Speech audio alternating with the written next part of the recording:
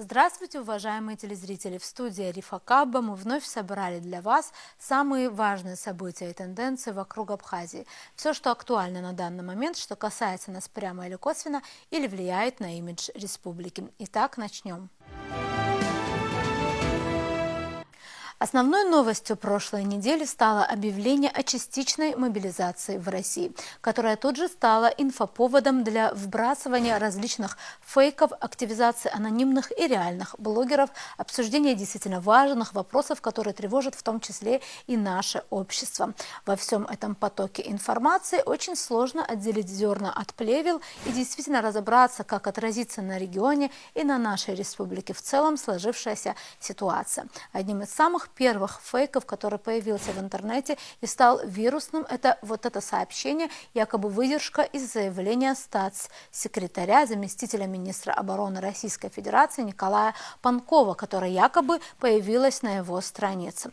В этом заявлении говорилось, цитата: «Абхазию коснется мобилизация, так как население Абхазии почти на 100% состоит из российских граждан». В этом же заявлении утверждалось, что Николай Панков, дескать, будет лично курировать мобилизацию в этой республике. Но хочется отметить, что еще до того, как Министерство иностранных дел дало официальное подтверждение тому, что данное сообщение – это фейк, то есть не соответствует действительности, было очевидно, что информация состряпана, и причем на скорую руку. Об этом говорили фамильярный тон заявления и высказывания, которые не дотягивали до уровня статс-секретаря.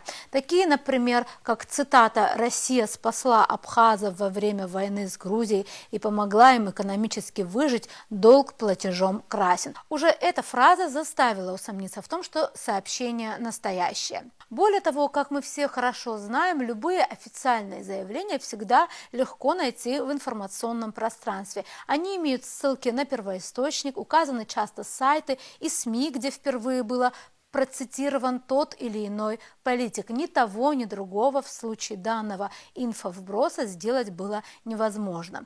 Но оставив в стороне фейки, которых, конечно, будет очень много, нам стоит заострить свое внимание на действительно важных вопросах, волнующих наше общество. Например, того, коснется ли все же частичная мобилизация граждан Абхазии, имеющих российское гражданство. Мнения на этот счет разнятся. Многие считают, что мобилизация Абхазию не коснется, но вполне возможно, что эскалация будет происходить на восточных рубежах Абхазии, и к этому всегда надо быть готовым. На этом фоне стоит отметить, что МИД Абхазии заявляет о том, что в Грузии усиливаются милитаристские настроения и есть опасения того, что угроза из-за ингуров вполне реальна. В частности, в заявлении внешнеполитического ведомства говорится: на территории Грузии в непосредственной близости от абхазо-грузинской государственной границы прошла акция, организованная грузинскими активистами, на которой звучали призывы вернуть на территорию Республики Абхазия грузинских беженцев. Министерство иностранных дел Республики Абхазия расценивает подобные действия в качестве очередной провокации, нацеленной на дестабилизацию ситуации в приграничной зоне.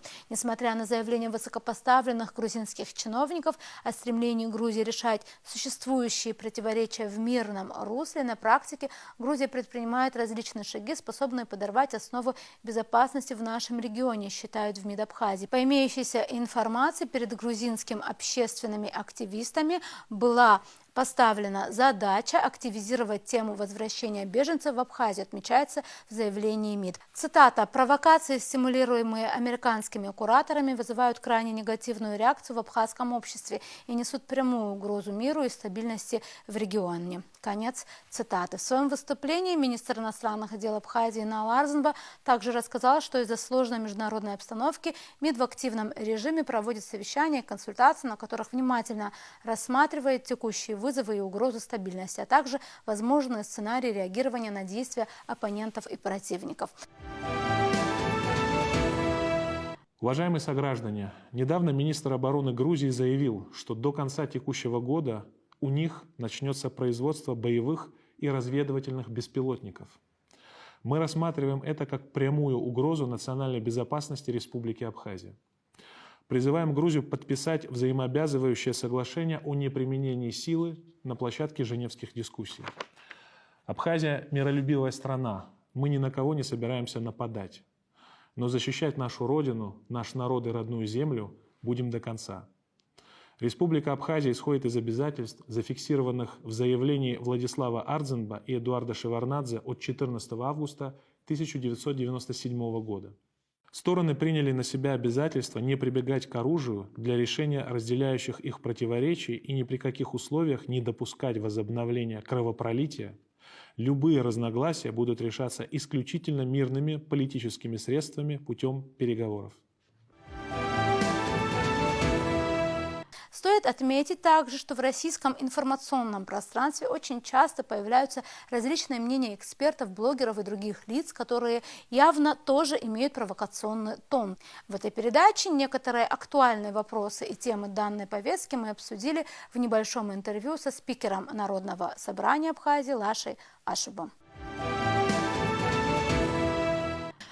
Лаша Нукзарович, в связи с последними событиями в мире, в частности, вот в России объявлена частичная мобилизация. Как мы понимаем, напряженность в обществе нарастает, в том числе и в абхазском обществе. Вот на ваш взгляд, какие угрозы из тех, которые обсуждают, действительны и реальны, а какие фантомны или, можно сказать так, преувеличены? Ариф, отвечая на ваш вопрос, хотелось бы отметить, что напряженность существует не только у нас, напряженность на сегодняшний день, наверное, испытывает весь мир. Это касается не только нас и ближнего региона. Ситуация действительно непростая. Наш стратегический партнер, Российская Федерация, ведет борьбу сегодня с Соединенными Штатами и коллективным Западом. Но при этом хотелось бы сказать, что напряженность не должна быть поводом для паники в абхазском обществе. И мы должны иметь возможность подставить плечо своему стратегическому партнеру Российской Федерации. Более того, должны быть бдительными на своих восточных рубежах. Вот основная задача, которая стоит перед Республикой Абхазия, перед руководством Республики Абхазия и перед абхазским обществом, на мой взгляд. Как раз вы затронули ту тему, которую я хотела, в принципе, тоже коснуться. Говоря о восточных рубежах, вы, наверное, я уверена, следите за ситуацией и в Грузии. Там в свое время обсуждали возможность референдума об открытии второго фронта, и, очевидно, имея в виду Абхазию. Но потом, правда, эти слухи не особо подтвердились, говорили, что это такая вырванная из контекста фраза, об этом тоже говорили. Но тем не менее, как вам кажется, насколько действительно реальна угроза оттуда, и вот об этом что бы вы могли сказать? Мы внимательно отслеживаем ситуацию у наших восточных соседей. Нам известно, что на Грузию также оказывается давление со стороны Соединенных Штатов Америки и ряда западных стран. Также есть определенные высказывания и обращения со стороны украинских политиков. В данном случае мы прекрасно понимаем, что, говоря о втором фронте, речь прежде всего идет об Абхазии и о Южной Осетии. На сегодняшний день мы можем сказать, что данная информация не подтверждается, хотя в новостях из Грузии, в социальных сетях еще в середине сентября речь шла в том числе и о референдуме по данному вопросу. На наш взгляд, это было больше политическое заявление, нежели нечто, имеющее отношение к реальной действительности. С другой стороны, политическая ситуация в Грузии часто бывает нестабильной, и мы не знаем, в какой момент может смениться повестка, и с новой силой актуализируются абхазские и юго-осетинские вопросы. Тем более мы знаем, что не подписано соглашение о неприменении силы по сей день, что Грузия постоянно продолжает политику милитаризации, что проводятся учения вместе с представителями НАТО, да, и многое-многое другое. Грузия постоянно наращивает свой военный потенциал. И вопрос обороноспособности и наличия угроз должен быть актуален для нас всегда. Мы должны наращивать свой военный потенциал и взаимодействие с российскими военными. Как представитель законодательной ветви власти, как руководитель законодательной ветви власти, не могу не сказать и о законах. У нас есть закон о резерве, закон об обороне и множество других законов в сфере обороны. Все эти законы должны исполняться должным образом. Мы будем внимательно надзирать за их исполнением. Кроме того, депутаты намерены оказывать содействие в решении других вопросов, касающихся нашей армии. Мы обязаны заниматься своей армией и наращивать собственные силы. Ведь защита Родины – это священный долг каждого гражданина Республики Абхазия. Ни представители народа, ни чиновники, ни простые граждане не должны забывать об этом.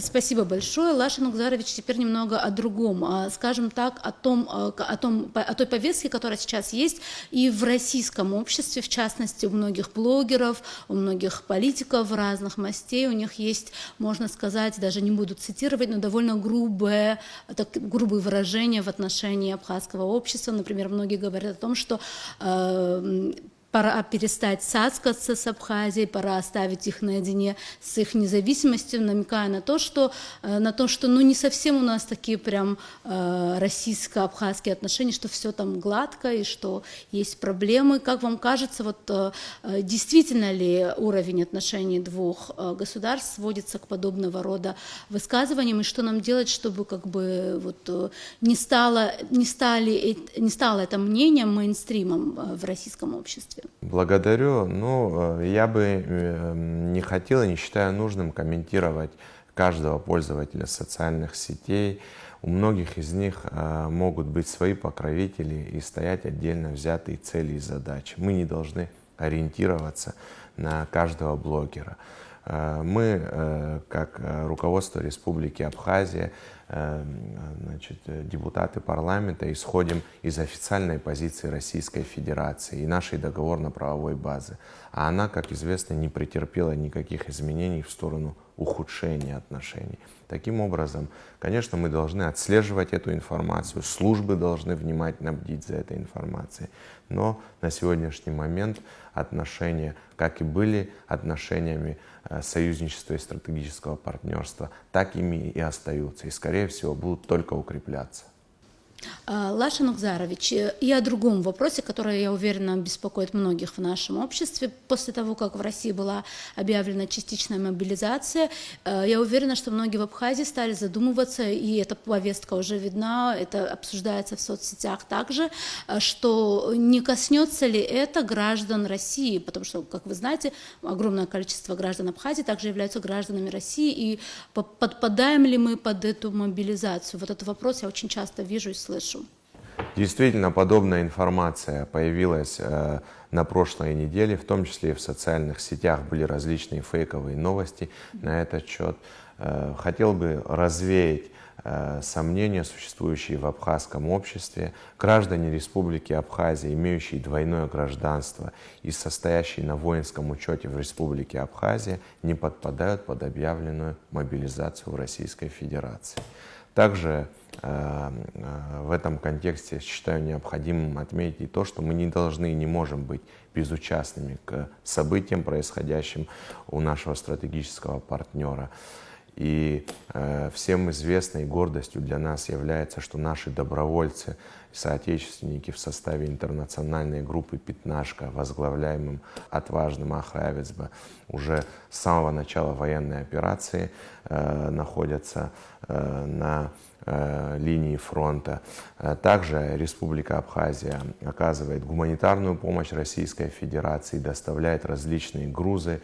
Вы знаете, что весной этого года абхазская сторона приняла беженцев, матерей с детьми в Республике Абхазия. Мы и дальше намерены продолжать эту работу и будем поддерживать Российскую Федерацию в специальной военной операции. Лашин Угзарович, я, насколько помню, и мы хорошо это наблюдали, очень часто делали как раз интервью с парламентариями прошлого созыва, и они всегда старались укреплять межпарламентские связи, контакты с парламентариями других стран, в частности, например, с Турцией, как я именно сейчас Турцию упоминаю, потому что, как вы понимаете, и, скажем так, позиция этой страны серьезно укрепилась за последнее время в регионе и вообще даже, можно сказать, в мире. Вот наверняка вы знаете или планируется ли что-то в этом смысле, вот вашим созывом, будут ли наращиваться, укрепляться новые связи, что-то делается в этом направлении? Мы в этом отношении определились и в первую очередь намерены наращивать отношения и взаимодействие с нашим стратегическим партнером, с Российской Федерацией и с другими странами, признавшими независимость Республики Абхазия. Да, действительно, депутаты 6-го созыва парламента тесно общались с нашей диаспорой в Турции. Мы намерены продолжать эту работу. Также они общались с представителями парламента Турции. Это прежде всего этнические абхазы. На сегодняшний день коллеги проявляют желание в налаживании отношений с депутатами из государств, где есть предпосылки для признания Республики Абхазия, и эта работа будет налаживаться. Ну, конечно же, будем общаться с нашей диаспорой в Турецкой Республике. Лашан Укзарович, большое спасибо, что ответили на наши вопросы. Да, спасибо вам. На этом сегодня все. Мы будем продолжать держать руку на пульсе событий. До новых встреч в эфире.